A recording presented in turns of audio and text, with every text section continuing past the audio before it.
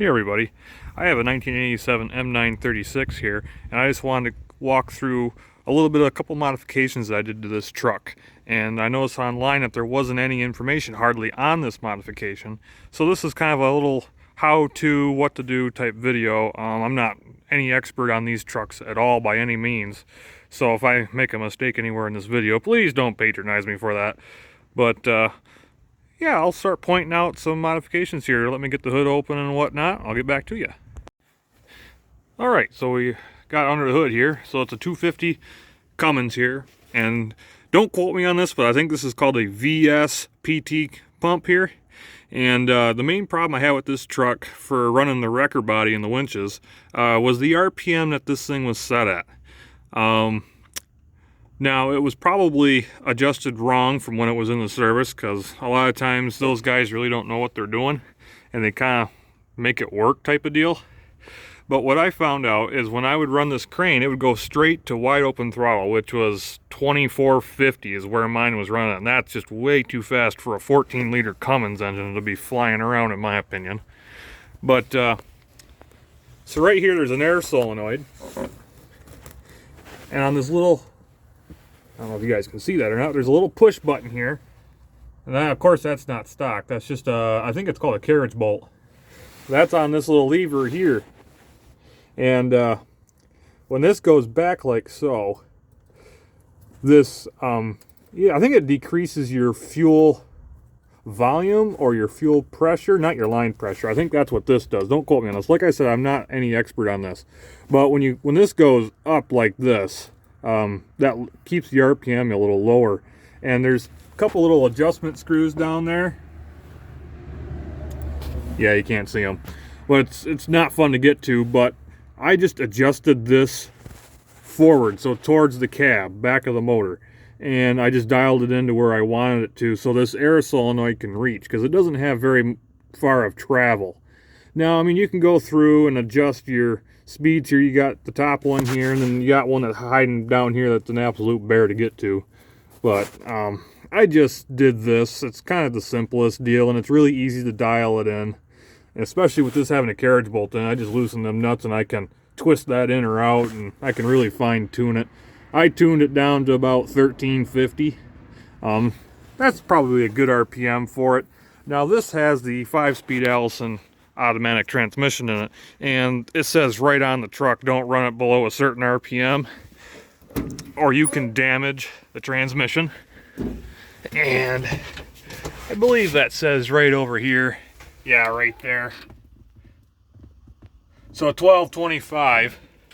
I don't have it down that low, but yeah, it used to go right up to 2450. Now she just stays right down about 1350 now when I engage my power divider here, of course. And just for the safe keeping, I talked to a couple of guys and they were very helpful. And they told me about a little power wire that goes to a solenoid that directs hydraulic fluid into the torque converter. And when it's in fifth, which is an overdrive, the torque converter is locked in. So it's just like a manual, so she's locked with the engine. And you can add power to that 24 volts to that one wire. And you can lock in that torque converter at any point in time while the truck is running, or power is on, of course, while it's making line pressure. And sorry about the road noise there. And I will get down and I will show you where that wire is, and that is not fun because, well, it's Oil City down there, but I'll get under there and I'll bring you guys back. Alright, so now we're underneath the truck here. And here's our transmission. So right up here, you can probably already see the modification. So here's that solenoid valve I was talking about. And see this little wire right here? It comes off of it. Now, there was a tag on there, but it was so badly crimped or damaged or what, but I couldn't read it, so I can't get you a number on that. But there was one little wire going to this solenoid valve, and that's grounded to the transmission, which is grounded to the chassis and so on. But you just need to add 24 volt to this switch. Well, not switch, solenoid, excuse me. So I just crimp the wire on, and my horrible job of routing, of course. And I just run that through the floor up to the battery box to a safety switch, and I will get back up there and I will show you that. Okay, so here we are up in the cab. And you got all your batteries underneath the seat here. Now there's 2 holes in the floor for the power wires to the starter. And there's grommets there, and there was enough room for me to get a little wire through there. And there was already a hole that was pre-drilled right here. There was already a switch there. Have no idea what it was for, but I removed it. Put in a little safety switch. So I can flip that up and flip that switch up. Only when I already got the power divider locked in and everything's ready to go. And you know when it's locked in, because you'll hear that 855 lug down. You'll hear it load up. And then you know for a fact that she's locked in. And I'll tell you what, it is a humongous difference in the performance of the crane and the winches. And it's really nice to have. Now, I could have put that on a momentary one next to it, and that would help out for putting the transfer to low range, because the momentary switch on there and that wiring never works. But I said the heck with it. This is good enough for me. I'll never use low range anyway for what I want to do with this truck. And this works pretty good. Now we'll get her fired up and I'll kind of demonstrate the how this works. And I don't know if you'll be able to hear it on the camera, but we're going to give her a win and try. So I'll be right back. Alright, we're back. We got her running.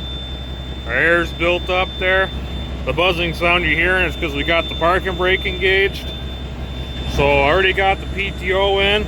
All we gotta do now is put our power divider in, and then I'll hopefully show you guys the difference in the engine sound of our little magic switch down here for our torque converter.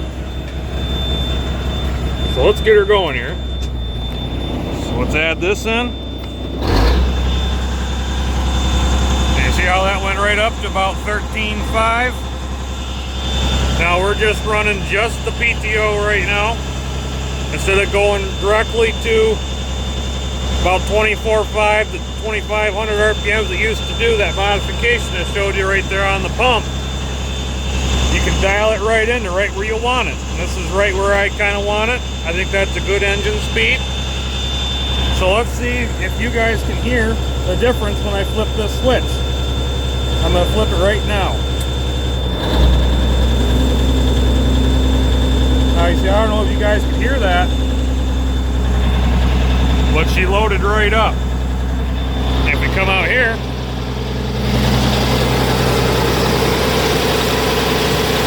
you guys can really see that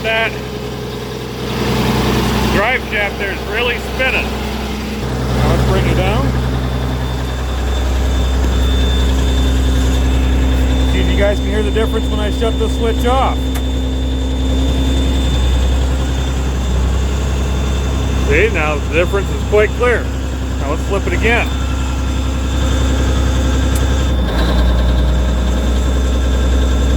Yeah, there we go. That was a good demonstration on how she loads up there. You can really tell that torque converter kicks right in and locks in. Well, I hope this video really helped anybody out that wants to do this mod. I'll be seeing you guys around.